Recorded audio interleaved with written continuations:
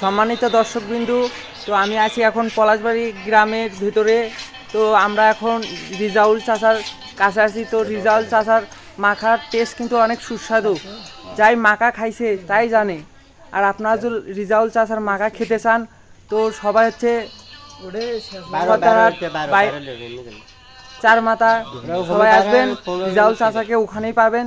তো মাখাটা কি দিয়ে বানানো হয় আমরা চাচার মুখ থেকে শুনবো। আমি দিচ্ছি হলো যে সাদা লবণ, তারপরে দিলাম এটা বিট লবণ, তারপরে দিলাম এটা জিরে ধনিয়া,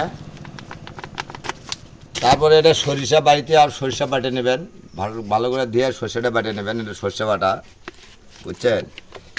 তারপরে দেবো হলো এটা হলো মরিচ ভাজে নেবেন, নিয়ে ব্লেন্ডার করবেন। এটা হলো মরিচ, শুট মরিচ ভালো করে সুন্দর করে ভাজে নেবেন। আর আরেকটা জিনিস আমি ব্যবহার করি, আমি বাজার থেকে ফ্রেশ তেঁতুল কিনি 300 টাকা কেজি। আমি কুসুরের গুড় ব্যবহার করি, আর গরম মশলা জিরের থেকে শুরু করে গরম মশলা ব্যবহার করে একটা আমি আচার তৈরি করি। এই আচারটা এই যে আমি দিতেছি দেখেন, এটা হলো তেঁতুলের আচার টক, যে মাখার ফ্লেভারটা নেসে, মাখাটা খুব সুন্দর হয়।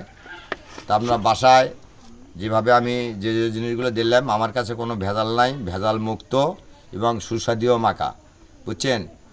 ফল খেলে বল হয়, আর পেয়ারা খেলে চেহারা ভালো হয়। খালি পেটে জল, ভরা পেটে ফল। সকলকেই ধন্যবাদ।